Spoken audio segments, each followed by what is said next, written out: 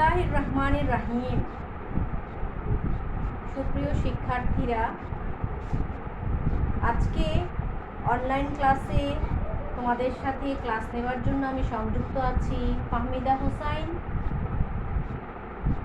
প্রভাষক, ইসলামের ইতিহাস ও সংস্কৃতি বিভাগ, খিলগাঁও মডেল কলেজ। আমরা আজকে পড়ব মোগল সম্রাট হুমায়ুন সম্পর্কে। মোগল সম্রাট হুমায়ুনের সময়কাল দেখো, এখানে আমি তোমাদের একটা সময়কাল লিখে দিয়েছি। 1530 থেকে 40 এবং 1555 থেকে 56। তার মানে কি, এই মোগল সম্রাট হুমায়ুনের রাজত্বকালটা ছিল একটা অত্যন্ত কি বলবো, বিশৃঙ্খলাপূর্ণ। এই সময় তিনি রাজত্ব করেন, আবার সিংহাসন হারান, আবার পুনরায় সেটা দখল করে নেন। আবার একটু চমকপ্রদ, কারণ কেউ সিংহাসন হারিয়ে কিছুকাল পরে 15-16 বছর পরে আবার সেই সিংহাসনটা ফিরে পায়, সেটা আমরা মোগল সম্রাট হুমায়ুনকে দিয়েই দেখতে পাই। ঠিক আছে, যে মানুষের ব্যর্থ হয়ে গেলেই যে কষ্ট পেয়ে ব্যর্থতার গ্লানিকে কাঁধে নিয়ে চলতে হবে তা না, সেই ব্যর্থতার গ্লানি মোছার জন্য পুনরায় চেষ্টা করলে সফলকাম হওয়া যায়, সেটা সম্রাট হুমায়ুনের সময়কাল বা জীবনকাল দিয়েই কিন্তু আমরা প্রমাণ পাই। ঠিক আছে, তাহলে আমরা দেখি যে সম্রাট হুমায়ুন কে ছিলেন। সম্রাট হুমায়ুন ছিলেন সম্রাট বাবরের পুত্র, সম্রাট বাবরের ছেলে। হুমায়ুন শব্দের অর্থ হচ্ছে, হুমায়ুন শব্দের অর্থ হচ্ছে ভাগ্যবান।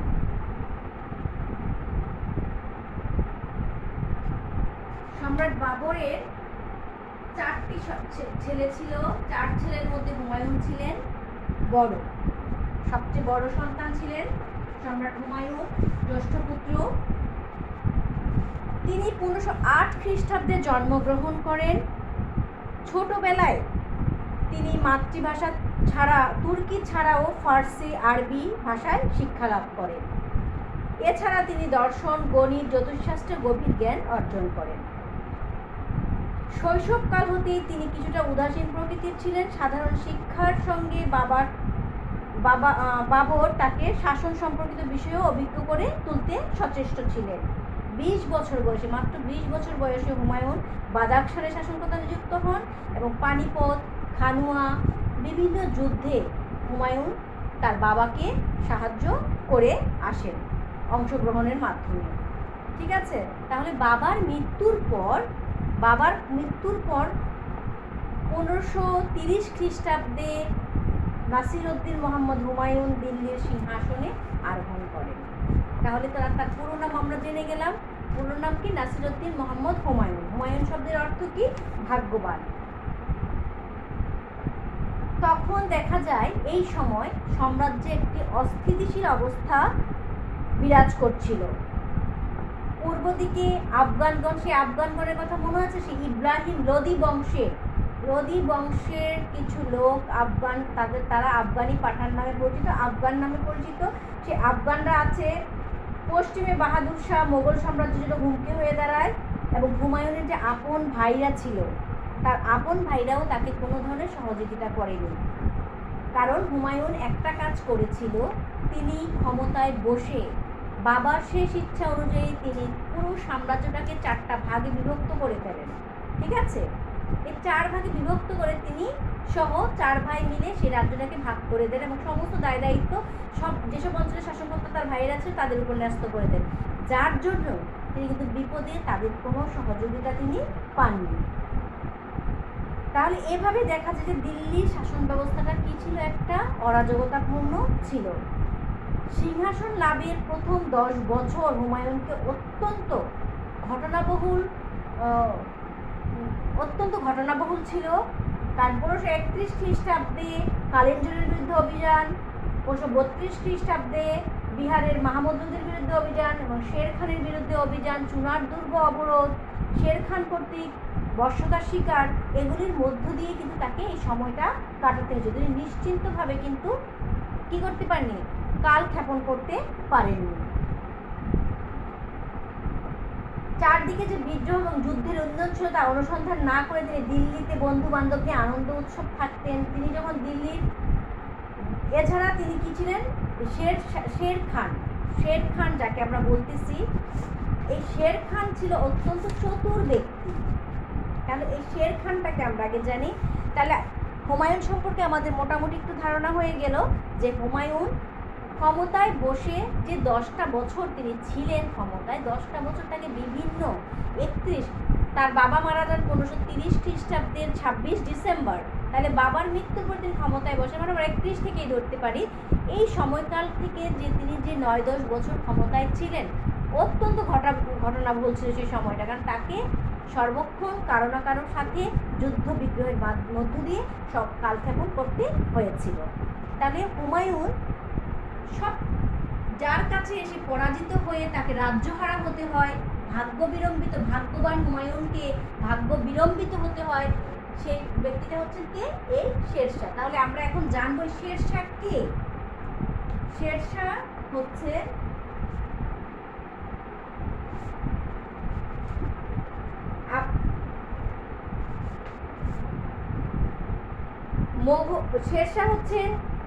শেরশাহ ছিল আফগানিস্তানের সুর বংশোদ্ভূত। ঠিক আছে, আফগানিস্তানের সুর বংশোদ্ভূত। তার আসল নাম ছিল হচ্ছে শেখ ফরিদ। এটা প্রায় সময় তোমাদের আসে, শেখ ফরিদ। হ্যাঁ,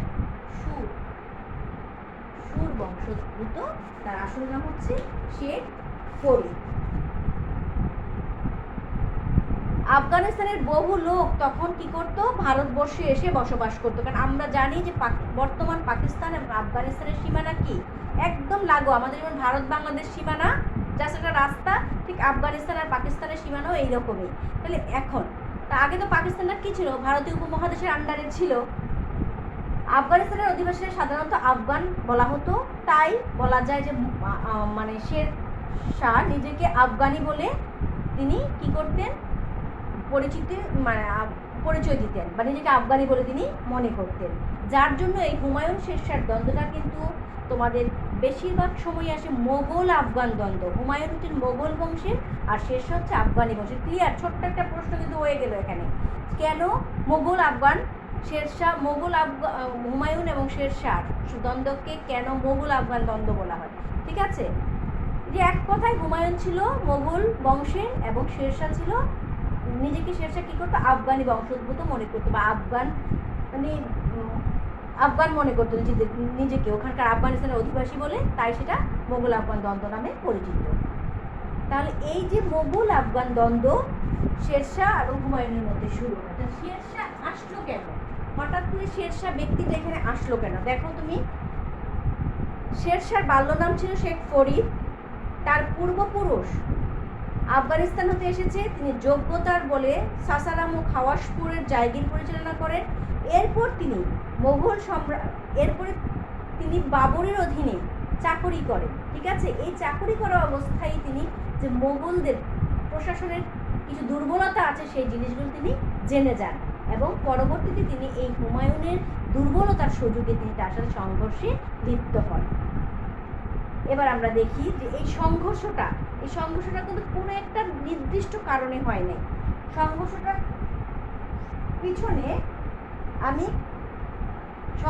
পিছনে আমাদের কিছু উল্লেখযোগ্য দিক রয়েছে। আমরা এগুলিকে কারণ বলতে পারি, আবার এগুলো উল্লেখযোগ্য ঘটনা বলতে পারি। যে সাম্রাজ্যের একটা বিশৃঙ্খলা, আমি বলেছি 10 বছর হুমায়ুনকে অনেক বিশৃঙ্খলপূর্ণ একটা জীবনযাপন করতে হয়েছিল। এই সাম্রাজ্যের বিশৃঙ্খলা হিসেবে আমরা বলতে পারি যে 1530 খ্রিস্টাব্দে হুমায়ুন সিংহাসনে আরোহণ করেন সময় দিল্লির রাজনৈতিক অবস্থা ছিল চরম বিশৃঙ্খলাপূর্ণ। আফগানগড় পূর্বাঞ্চল এবং গুজরাটের বাহাদুর শাহ পশ্চিম দিক দিয়ে মোগল সাম্রাজ্যের অবনতি ঘটাতে আপ্রাণ চেষ্টা করছিল। এই দিক দিয়ে শের খান আস্তে আস্তে ক্ষমতা বৃদ্ধি করে। বিমাতা এবং বৈমাত্রীয় ভাইয়ের চক্রান্তে, বিমাতা মানে কি সৎ মা, আর সৎ ভাইয়ের চক্রান্তে শেরশাহ জায়গির হারিয়ে 527 খ্রিস্টাব্দে বাবরের অধীনে চাকরি গ্রহণ করেন। দেখলে আমি বললাম যে বাবরের অধীনে চাকরি গ্রহণ করেন। এ সময় তিনি মোগল রণকৌশল সম্পর্কে বিস্তারিত জ্ঞান লাভ করেন। পরে তিনি সাসারামের জায়গির পুনরুদ্ধার করেন এবং এতে তার শক্তি বৃদ্ধি পেতে থাকে এবং হুমায়ুন তখন তার শক্তিতে, শেরশাহর শক্তিতে তিনি শঙ্কিত হয়ে পড়েন। কারণ হুমায়ুনের 4টা যে ভাই ছিল, তারা তো তাকে, আরও যে 3টা ভাই ছিল, তারা তো কেউ তাকে সাহায্য সহযোগিতা করতে আসবে না, তারা তো নিজেদের মতো করে আছে। যার জন্য কিন্তু অতি দ্রুত, কারণ উনি দিল্লি আর আগ্রা নিয়েছিলেন হুমায়ুন, ঠিক আছে, যার জন্য অতি দ্রুত শেরশাহ কিন্তু তাকে দমন করতে সক্ষম, মানে তাকে পরাজিত করতে সক্ষম হয়েছিল। তাহলে আস্তে আস্তে তার ক্ষমতাটা বৃদ্ধি পেতে থাকে। এরপরে দেখো, এই বৃদ্ধি পেয়ে তিনি কি করলেন, শেরশাহ সাসারামে থাকাকালীন সময়ে অত্যন্ত দক্ষতার সাথে তিনি আফগানদের সংগঠিত করলেন। করে 1531 খ্রিস্টাব্দে তিনি এই চুনার দুর্গটাকে জয় করলেন। 1531 খ্রিস্টাব্দে, ঠিক আছে, তাদের সংগঠিত করে শেরশাহ, এই শেরশাহ চুনার দুর্গকে জয় করে 1531 খ্রিস্টাব্দে তাদেরকে আফগানদেরকে সাথে নিয়ে, ঠিক আছে,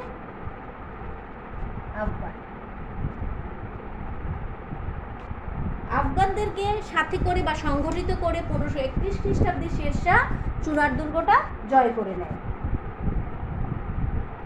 এইদিকে 1534 খ্রিস্টাব্দে সুরজগড়ের যুদ্ধে শেরশাহ বিহারের সম্পূর্ণ স্বাধীন সুলতান হয়ে দুবার বাংলা আক্রমণ করে গৌড়ে আসেন এবং বাংলার অধিপতি তার সাথে সন্ধি করে ফিরে যান। শেরশাহ সুলতানের দুর্বলতা সম্পর্কে নিশ্চিত হন এবং ক্রমাগত শক্তিশালী হয়ে ওঠেন। এবার দেখো, 1534 খ্রিস্টাব্দে সুরজগড়ের যুদ্ধে শেরশাহ কী করেন, বিহারের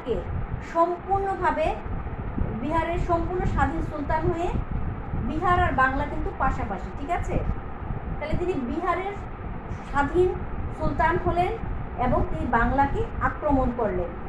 আক্রমণ করে তিনি বাংলার যে অধিপতি আছে তার সাথে তিনি সন্ধি করে চলে যান, বাংলাকে তো তিনি দখল করেন নাই।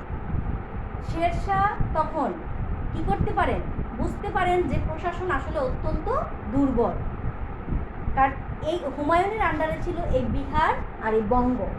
এর মধ্যে বিহারকে শেরশাহ দখল করে কি করেছে, স্বাধীন সুলতান হিসাবে নিজে শাসন কার্য পরিচালনা করছে এবং 2বার তিনি বঙ্গ, মানে এই বাংলাকে তিনি আক্রমণ করেন এবং পরে বাংলার যে অধিপতি ছিল তার সাথে তিনি সন্ধি করে ফিরে যান। এই খবরটা কেন্দ্রে তখন পর্যন্ত পৌঁছায়নি। তার একটা কারণ আমরা হিসেবে কি বলতে পারি, তার কারণ হিসেবে আমরা বলতে পারি দূরত্ব, বিশাল দূরত্ব, ঠিক আছে। তাহলে এই যে এই খবরটা পৌঁছায়নি, এতে শেরশাহ কি মনে করলেন যে প্রশাসন অত্যন্ত দুর্বল, কেন্দ্রীয় প্রশাসনের দুর্বলতার সুযোগে তিনি কি করলেন, আরও শক্তিশালী হয়ে উঠলেন। এবার হুমায়ুন, এখন দেখো, হুমায়ুন শেরশাহর প্রাধান্য বৃদ্ধিতে শঙ্কিত হয়ে চুনার দুর্গ অবরোধ করে এবং কিন্তু পরবর্তীতে শেরশাহ এসে তার কাছে যখন ক্ষমা প্রার্থনা করে তখন কিন্তু তিনি চুনার দুর্গকে কি করেন, প্রত্যাখ্যান, মানে উঠিয়ে নেন, ঠিক আছে, চুনার দুর্গকে অবরোধ প্রত্যাহার করে নেন। রোডস ও বঙ্গ জয়।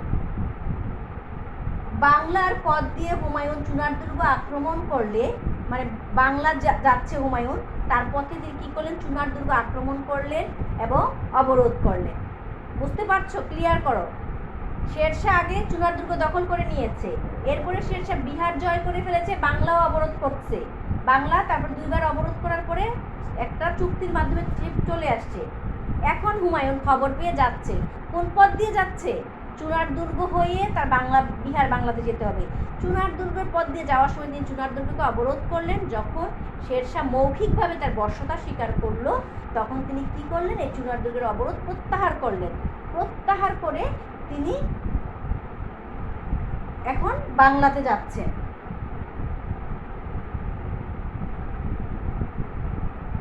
সেই সময় তিনি বঙ্গ বিজয় সম্পর্কে অবহিত হন এবং 1537 খ্রিস্টাব্দে তিনি বাংলা মানে অভিযানে বের হন। এই বাংলার পথ দিয়ে হুমায়ুন চুনার দুর্গ আক্রমণ করলে শেরশাহ তার পুত্র জালান খানকে বাংলা অভিযানের ভার দিয়ে তিনি চুনার দুর্গ রক্ষার্থে অগ্রসর হন। এরপর চুনার দুর্গ রক্ষার বা সেনাপতি গাজী খানকে দিয়ে শেরশাহ রোডস দুর্গ দখল করেন। ইতিমধ্যে 1536 খ্রিস্টাব্দে শেরশাহর পুত্র জালাল খান বাংলা অধিকার করে। এই খবর যখন হুমায়ুনের কাছে পৌঁছে যায়, তখন বাংলাদেশ অধিকারের কথা যখন হুমায়ুনের কাছে পৌঁছে যায়, হুমায়ুন কাল বিলম্ব না করে 1538 খ্রিস্টাব্দে চুনার দুর্গ বিজয় সমাপ্ত করে তিনি বাংলাদেশ অভিমুখে দ্রুত অগ্রসর হন। মানে প্রতিমধ্যে বাংলায় আসার সময় তিনি চুনার দুর্গকে অবরোধ করলেন। চুনার দুর্গ অবরোধ করে 6 মাস অবরোধ করে রাখার পর যখন সেখানে বিভিন্ন ধরনের সমস্যা দেখা দিল, সংকট, খাদ্য পানি সংকট দেখা দিল, তখন কি হলো, সেই প্রত্যাহার করে তারা বর্ষতা স্বীকার করলো। তিনি এখন বাংলার দিকে রওনা দিলেন। ইতিমধ্যে কিন্তু বাংলা কে শেরশাহর ছেলে জালাল খান দখল করে ফেলেছে।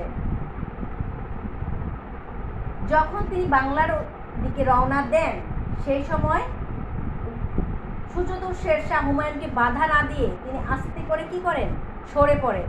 কারণ বাংলা থেকে দিল্লির পথটা অনেক দূরে।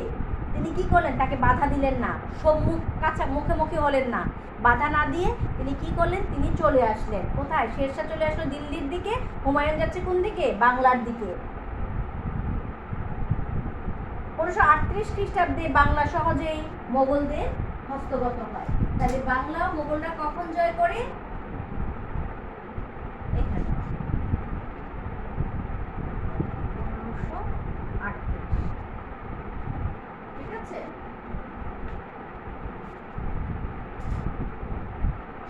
এবং হুমায়ুন যখন বাংলা জয় করেন, জয় করে বাংলার আবহাওয়া, বাংলার খাবার দাবার ওনার এত ভালো লাগে, বাংলার ওয়েদার তার শরীরে এত স্যুট করে, সে আমোদ প্রমোদে লিপ্ত হয়ে যান।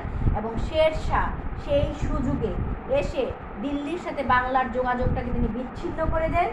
বিচ্ছিন্ন করে দিয়ে তিনি কয়েকটি দুর্গ, বানারসি, পুনরায় চুনার দুর্গ, জৌনপুর, কনৌজ, এগুলোকে তিনি অধিকার করে নেন। ঠিক আছে, যে জৌনপুর, কনৌজ, এগুলোকে তিনি 1538 খ্রিস্টাব্দে কিন্তু অধিকার করেন। ঠিক আছে। এই খবর যখন দীর্ঘ 6 মাস একটা শাসক তার স্থানে নাই, সে কোথায়, আরেক জায়গায় আমোদ প্রমোদে ব্যস্ত, এই খবর শুনে শেরশাহের ক্রমবর্ধমান শক্তিতে শঙ্কিত হয়ে হুমায়ুন জাহাঙ্গীর কুলি বেগের উপর বাংলার শাসনভার অর্পণ করে তিনি আগ্রার অভিমুখে রওনা দেন এবং প্রতিমধ্যে শেরশাহ কর্তৃক বাধাপ্রাপ্ত হন। 1539 খ্রিস্টাব্দে চৌসা নামক স্থানে শেরশাহ ও হুমায়ুনের মধ্যে প্রচণ্ড যুদ্ধ বাধে। যুদ্ধে হুমায়ুন শোচনীয়ভাবে পরাজিত হন। ঠিক আছে। তাহলে আমরা এখান থেকে আবার একটু বলে দিই, তারপর আমরা লাস্টে জানবো যে শেরশাহ ক্ষমতা বৃদ্ধি করে শেরশাহ কি করলেন, চুনার দুর্গ জয় করলো। চুনার দুর্গ জয় করে শেরশাহ বিহারে যায় এবং বিহারকে দখল করে নেয়, সেখানে সুলতান হয় এবং পরপর 2 বার বাংলা অভিযান করে। তখন বাংলার অধিপতির সাথে তিনি একটি চুক্তি স্বাক্ষরিত করে চলে আসেন। ঠিক আছে, চুক্তি স্বাক্ষরিত করে চলে আসেন। সেই সময় শেরশাহ কি হচ্ছিল, ক্রমাগত শক্তিশালী হয়ে উঠছিল। এবং তিনি বুঝতে পারলেন যে এতদিন আমি বিহার দখল করলাম, বাংলা 2 বার অবরোধ করলাম, কোনো কেন্দ্রের সাথে কোনো যোগাযোগ নেই, তার মানে কেন্দ্রীয় শাসক অত্যন্ত দুর্বল। ইতিমধ্যে শেরশাহর কানে আসে কি, হুমায়ুনের কানে আসে শেরশাহ চুনার দুর্গ জয় করে নিয়েছে। তখন হুমায়ুন কি করলেন, চুনার দুর্গকে অবরোধ করেন।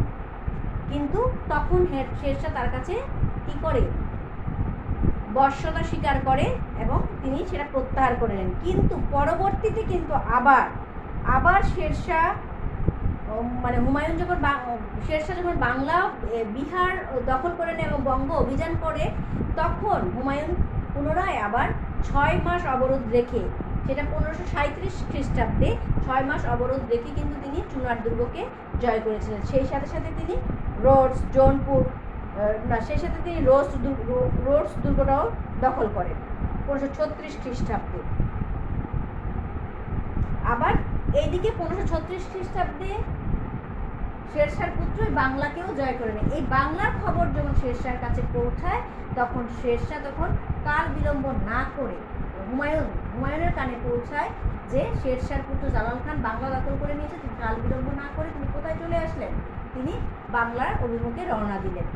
এই সুযোগে শেরশাহ কি করলো, অত্যন্ত বুদ্ধি চতুর ছিল, যে বাংলা থেকে আগ্রা দিল্লির পথ অনেক দূরে, তিনি তাই কী করলেন, এখানে যোগাযোগটা বিচ্ছিন্ন করে দিলেন। আর মোগলরা বিনা বাধায় বাংলা দখল করে নেয় 1538 খ্রিস্টাব্দে দখল করে নেয়। আর এই সুযোগে শেরশাহ যেই চুনার দুর্গ হারিয়েছিল, সেই চুনার দুর্গ, ব্রোডস দুর্গ, তারপরে হচ্ছে জৌনপুর, কনৌজ, এগুলোকে জয় করে নিজের ক্ষমতাকে আরও বৃদ্ধি করতে থাকে। আর ওদিকে হুমায়ুন কী করছিল, সে অত্যন্ত প্রমোদে আমোদে এবং ভোজন করে করে তার সময় ক্ষেপণ করছিল এবং খুব স্বাস্থ্য সচেতনতার সহিত তিনি যখন বাংলার খাবার দাবার তার হুমায়ুন নামা গ্রন্থে কিন্তু গুলবদন বেগম তার হুমায়ুন নামা গ্রন্থ রচনা করেছেন। সেখানে হুমায়ুনের এই বাংলার যে ভ্রমণের, বাংলার আবহাওয়া, তারপরে বাংলার খাবার, এই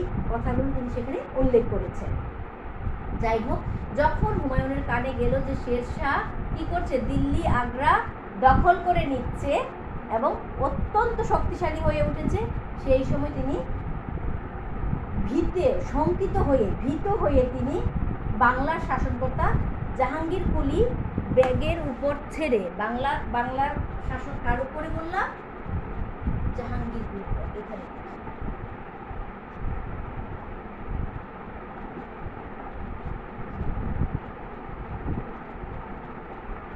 জাহাঙ্গীর কুলি বেগের উপর তিনি ক্ষমতা হস্তান্তর করে তিনি দিল্লি অভিমুখে রওনা হন। 1539 খ্রিস্টাব্দে 1539 খ্রিস্টাব্দে শেরশাহ হুমায়ুনকে বাধা দেয়। শেরশাহ হুমায়ুনকে পথমধ্যে বাধা দেয় এবং এই বাধাটা দেয় কোথায়, এই চৌসা একটা জায়গার নাম। এই চৌসা নামক স্থানে শেরশাহ হুমায়ুনকে বাধা দেয় এবং হুমায়ুন শোচনীয়ভাবে, এবং দুজনের মধ্যে প্রচণ্ড যুদ্ধ হয় দুই বাহিনীর মধ্যে, এবং হুমায়ুন কী করেন, সেই যুদ্ধে পরাজিত হন। সর্বশেষ তিনি পরাজিত হন হচ্ছে কনৌজের যুদ্ধ 1540 খ্রিস্টাব্দে।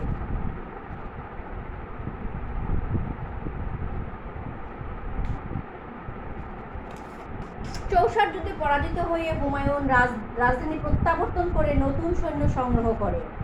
অতঃপর 1540 খ্রিস্টাব্দে তিনি কনৌজের নিকটবর্তী বিলগ্রামে শেরশাহের সাথে সংঘর্ষে লিপ্ত হন। এ যুদ্ধে হুমায়ুন পরাজিত হয়। ফলে শেরশাহ দিল্লির সিংহাসনে আরোহণ করে মোগল সাম্রাজ্যের পরিসমাপ্তি ঘটান এবং পুনরায় আফগান শাসন পুনঃপ্রতিষ্ঠা করেন। এই কনৌজের যুদ্ধ ইতিহাসে কিন্তু বিলগ্রামের যুদ্ধ নামেও পরিচিত।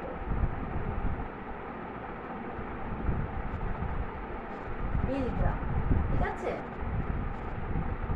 তাহলে কি চৌসার যুদ্ধে হুমায়ুন পরাজিত হয়ে তিনি কি করলেন, আসলেন কোনো রকমে বেঁচে, তিনি আসলেন কোথায়, তিনি আসলেন রাজধানীতে এসে তিনি যতটুকুন পারলেন নিজের সৈন্য সংগ্রহ করে তিনি পুনরায় পরের বছরই 1540 খ্রিস্টাব্দে তিনি কনৌজের নিকটবর্তী বিলগ্রাম নামক স্থানে তিনি যান এবং সেখানে শেরশাহর সাথে তিনি সংগ্রামে লিপ্ত হন।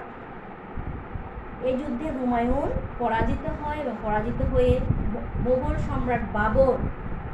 সম্রাট বাবর যে ভিত্তিপ্রস্তর স্থাপন করে দিয়ে গিয়েছিলেন, বা বাবর যে রাজ্য দখল করে দিয়ে গিয়েছিলেন, সে রাজ্য কি হয়, তার হাতছাড়া হয়ে যায় এবং সেখানে পুনরায় আফগান শাসন পুনঃপ্রতিষ্ঠা হয়। ঠিক আছে। তাহলে এই যে আমাদের একটা জার্নি, শেরশাহ এবং হুমায়ুনের দ্বন্দ্ব, আমরা শেরশাহ যখন পড়বো তখন শেরশাহকে খুব ভালো করে আবার জানবো। এখন আমাদের হুমায়ুন নিয়ে আমরা জানছি যে হুমায়ুন 1508 খ্রিস্টাব্দে তিনি জন্মগ্রহণ করেন এবং ছোটবেলা থেকেই তিনি নিজের ভাষা তুর্কি ছাড়াও অন্যান্য ভাষায় জ্ঞান লাভ করেন এবং বাবার মৃত্যুর পরে তিনি 1530 খ্রিস্টাব্দে তিনি সিংহাসনে আরোহণ করেন। এই যে আরোহণ করে তিনি যে সময়কালটা তিনি চালান, সেই সময়কালটা ছিল অত্যন্ত ঘটনাবহুল, কারণ এই একটা সময়ও তাকে কি মানে শান্তিমতো তিনি কাটাতে পারেননি।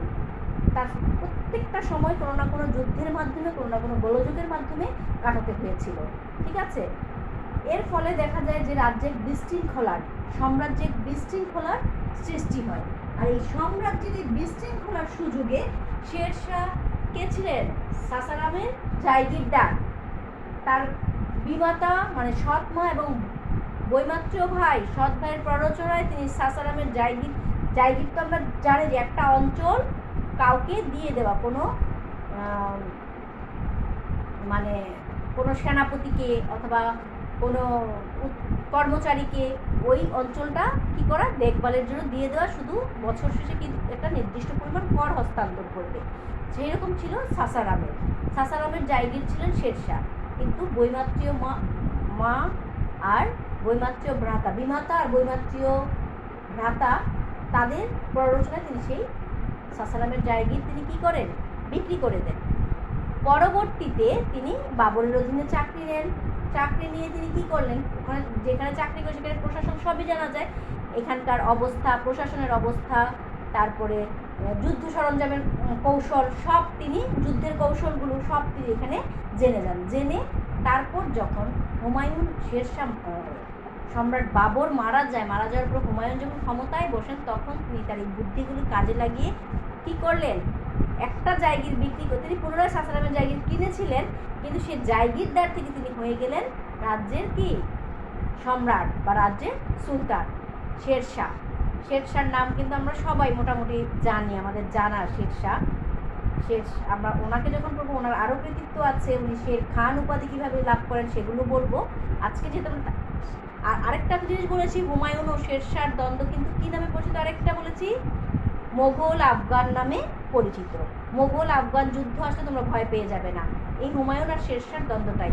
শেরশাহর ডাকনাম ছিল হচ্ছে শেখ ফরিদ এবং তিনি সুর বংশোদ্ভূত, কিন্তু তিনি তার পূর্বপুরুষরা আফগানিস্তানে থাকতে বলে তিনি নিজেকে আফগানি বলে কি করতেন, দাবি করতেন। তাহলে এইভাবে দেখা যায় যে শেরশাহ এক সময় মোগলদের কর্মচারী হিসেবে থেকে আস্তে আস্তে নিজের মেধা এবং চতুরতা দিয়ে তিনি কি করেছিলেন, রাজ্যের সম্রাট হতে পেরেছিলেন। আর এখানে আমরা এই পুরোটা পড়লাম, এই পড়ার মধ্যে আমরা বলতে পারি যে এখানে কি ভুল ছিল, কেন শেরশাহ জয়লাভ করলো, কেন হুমায়ুন পরাজিত হলো সম্রাট হয়েও। তার সেই হিসাবে যদি আমরা বলতে চাই, প্রথমেই বলবো যে হুমায়ুনের অদূরদর্শিতা। প্রথমেই যখন হুমায়ুন গিয়েছিল শেরশাহ চুনারদুর্গ অবরোধ করেছিল, তখন কিন্তু তিনি শেরশাহর মুখের কথাতে তিনি বশতা স্বীকার করেছেন, কিন্তু তখন যদি তাকে তিনি শাস্তির ব্যবস্থা করতেন তাহলে তো শেরশাহ এত উপরে ওঠার সাহস পেত না, তাই না? আমরা কিন্তু পড়লে এরকম বুঝতে পারি। আরেকটা আমরা বলতে পারি যে যে কোনো প্রস্তুতি গ্রহণে হুমায়ুন কী করতো, বিলম্ব হতো, উনি দেরি করত। তিনি চুনারদুর্গ থেকে তার আবার কিন্তু রাজধানীতে আসার দরকার নাই, তিনি তখনই কিন্তু বাংলা বিহারে যেতে পারতেন। বাংলা বিহারে অনেক আগে থেকেই কী করছিল, এরকম গোলযোগ চলছিল, সেই গোলযোগের সুযোগেই তো শেরশাহ দখল করে নেয়। কিন্তু তিনি রাজধানীতে ফিরে আসেন এবং এসে কিছুকাল পরে পুনরায় আবার চুনারদুর্গ জয় করে 6 মাস কালক্ষেপণ করেন, ওখান থেকে আবার তিনি যে বঙ্গ জয় করেন। তাহলে এতে দেখা যায় তিনি সময়টা অনেক বেশি নিয়েছেন, কিন্তু শেরশাহ এই সময়টাকে কাজে লাগিয়ে তিনি কি করেছেন, তিনি আস্তে আস্তে সবাইকে সংঘবদ্ধ করে অঞ্চলগুলোকে দখল করে নিয়েছিলেন। আর তাহলে বলা যায় যে এখানে শেরশাহ ছিল শ্রেষ্ঠত্ব। শেরশাহ ওই সময়টাকে কাজে লাগিয়েছে, হুমায়ুনের কালক্ষেপণটাকে বা হুমায়ুনের বিলম্বটাকে তিনি ইস্যু করে বা সোর্স করে তিনি নিজের সময়টাকে কাজে লাগিয়েছে। হুমায়ুন দেরি করছে, ঠিক আছে, উনি ওনার সংঘবদ্ধ বা সাংগঠনিকতা দিয়ে সব একত্রিত করতে সক্ষম হয়েছিল। তাহলে সর্বশেষ আমরা দেখি যে তাহলে শেরশাহর সাথে হুমায়ুনের কিন্তু মূল দ্বন্দ্ব হয় এই দুইটা, হ্যাঁ, চৌসার যুদ্ধ আর কনৌজের যুদ্ধ। চৌসার যুদ্ধটা বলবো যে হুমায়ুন যখন বঙ্গ থেকে আসেন তখন তাকে কি করতে দেওয়া হয়নি, তাকে পথের মধ্যেই তাকে চৌসা নামক স্থানটাকে বাধা প্রদান করা হয় 1939 খ্রিস্টাব্দে, এবং এতে তিনি পরাজিত হন হুমায়ুন। অতঃপর তিনি দিল্লিতে, তার রাজধানী দিল্লি আগ্রাতে তিনি আসেন, এসে তিনি সংঘবদ্ধ করার চেষ্টা করেছিলেন, কিন্তু তার তো ভাইয়েরাই তাকে সাহায্য করে দেন। আর তিনি কোমল হৃদয়ের মানুষ, তিনি যে তার যে অদূরদর্শিতার অভাব আছে সেই জিনিসগুলো কিন্তু অনেকেই বুঝে ফেলেছিল, তাই অনেক রাজ্যের যে আমন্তবর্গরা তারাও তাকে সাহায্য করেনি, যার ফলে দেখা যায় যে তারপরেও তিনি যতটুকু সংঘবদ্ধ করতে পেরেছিলেন, তিনি 1940 খ্রিস্টাব্দে কনৌজের নিকট বিলগ্রামে যে যুদ্ধ করেন, যুদ্ধে হুমায়ুন পরাজিত হন এবং শেরশাহ জয়লাভ করেন। তারপরের ঘটনা কিন্তু আমরা জানি, পরাজিত হয়ে তিনি কি করলেন, গঙ্গা নদীতে এক বৃষ্টিওয়ালা মানে যিনি নৌকা চালায় এরকম একজন ব্যক্তির মাধ্যমে তিনি কোনো ক্রমে জীবন বাঁচিয়ে তিনি চলে যান। ঠিক আছে, গঙ্গা ইয়েতে কোনো রকমের নিজের জীবনকে তিনি বাঁচিয়ে তিনি নিজের জীবন বাঁচাতে সক্ষম হন।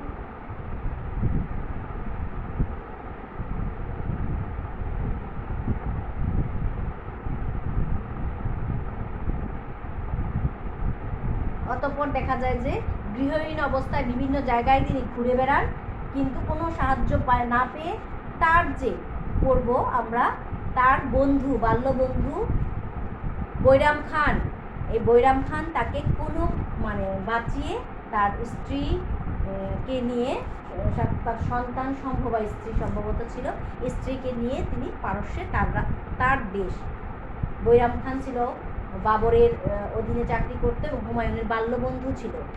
এই বৈরাম খান তাকে তার দেশে নিয়ে যায় এবং সেখানেই তিনি পরের 15 বছর 40 থেকে 55 পর্যন্ত, এই 15 বছর তিনি এই ইরান তথা পারস্যে, বর্তমান ইরান এবং পূর্বের পারস্যেই তিনি থাকেন। ঠিক আছে, তাহলে আজকে এই পর্যন্তই থাক বাবা। তোমরা এটা অনেক সহজ একটা প্রশ্ন, তোমরা সুন্দর করে বাসায় পড়ে ফেলবে। ঠিক আছে, আর না বুঝলে অবশ্যই আমাকে মেসেজে নক করবে। ওকে, তোমরা ভালো থাকবে এবং বাসায় পড়াশোনা করবে এই আশাবাদ ব্যক্ত করে আমি আমার ক্লাস শেষ করছি। Thank you all.